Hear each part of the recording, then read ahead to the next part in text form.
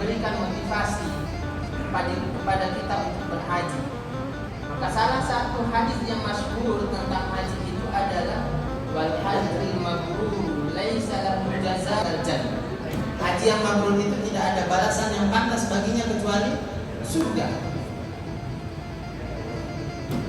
Tidak semua haji, tapi haji yang mabrur.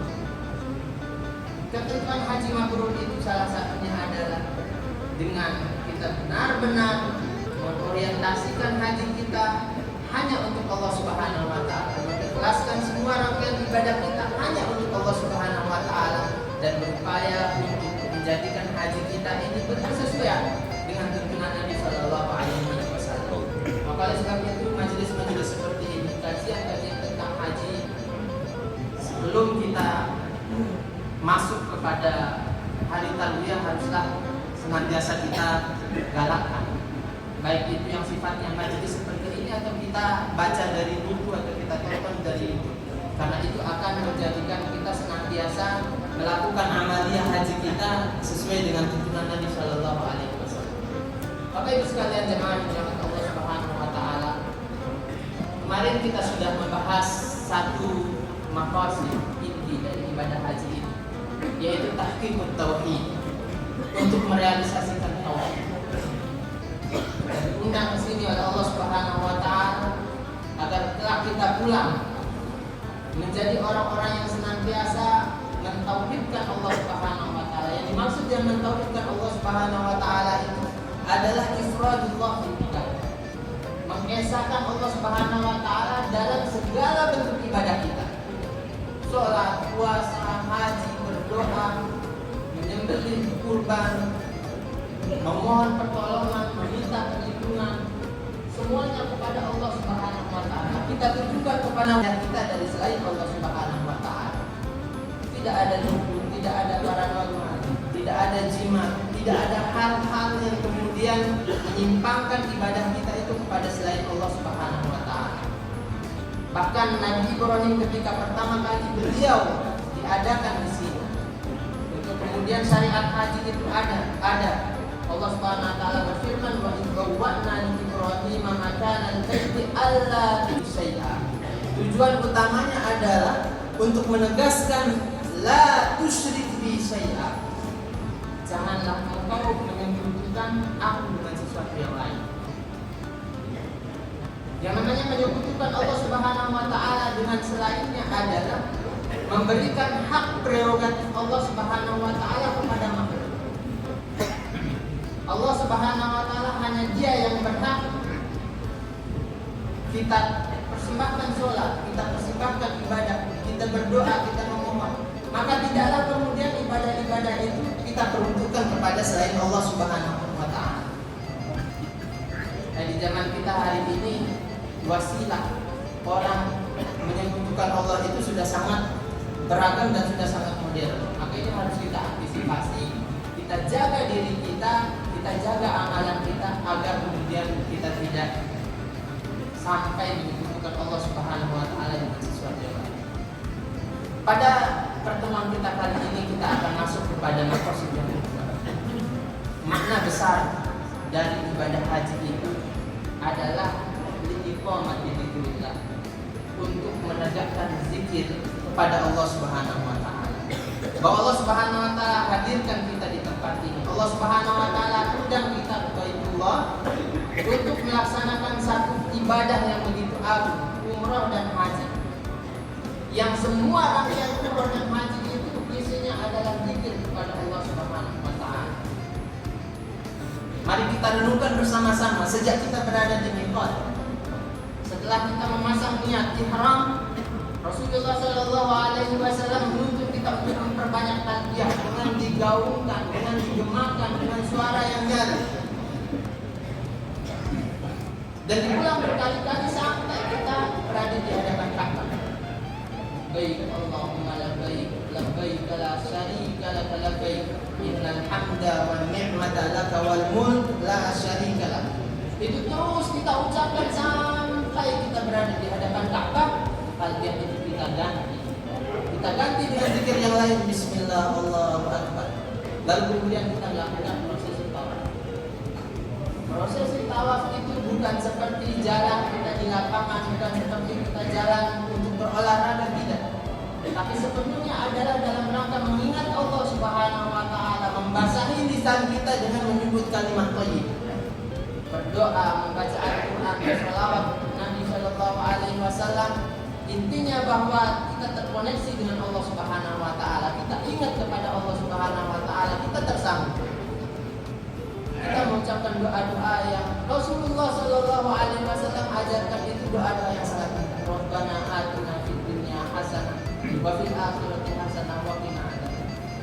Selesai kita tawaf, kita pindah salat di belakang makam Ibrahim, yang itu juga adalah zikir.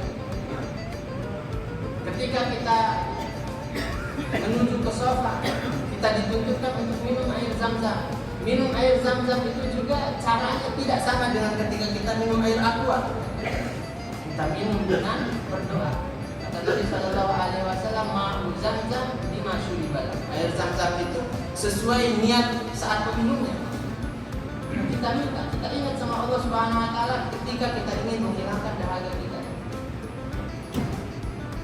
Begitu pula ketika kita berada di bukit Safa, bukit Marwah, semua adalah zikir. Tidak seperti kita jalan di Car Free Day, tidak seperti kita jalan di tempat biasa. Berjalan dalam rangka berzikir. Saat kita wukuf di Arafah, saat kita mabit di Muzdalifah, di Mina, saat kita melontar jumrah, semuanya adalah zikir.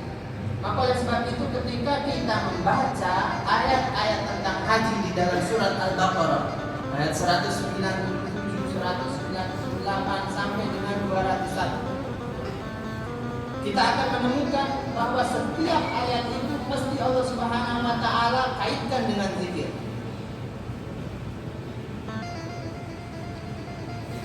Fa idza afaqtum min Arafatin fazkurullah. Ketika kalian bertolak dari Arafah, maka berzikirlah. Padahal di Arafah kerjaan orang apa? Sepenuhnya berzikir, berdoa, meminta kepada Allah Subhanahu wa taala agar aktivitas itu tidak terputus. Ketika kita sudah keluar dari Arafah, Allah Subhanahu wa taala tegaskan, fa idza afaqtum min Arafatin fazkurullah. Maka berzikir, sambung dia. Fazkurullah indal masyaril haram. Summa afidu min haitsu afadhan nas wastaghfirullah. Beristighfarlah. Semuanya adalah zikir. Wadhkurullaha fi ayyamin ma'dudat. Maka Nabi sallallahu alaihi wasallam di dalam sebuah hadis menegaskan dengan satu kalimat yang sangat ekspres. Beliau mengatakan, innama ju'ila tawafu haulal bait. Innama ju'ila tawafu bil bait was-sa'yu baina as-safa wal marwa wa ramyul jimari li iqamati dzikrillah. Sesungguhnya disyariatkannya tawaf mengelilingi Ka'bah Baitullah ini, sa'i Safa dan Marwah, dan melontar jumrah semata-mata untuk menegakkan zikir Allah Subhanahu wa taala.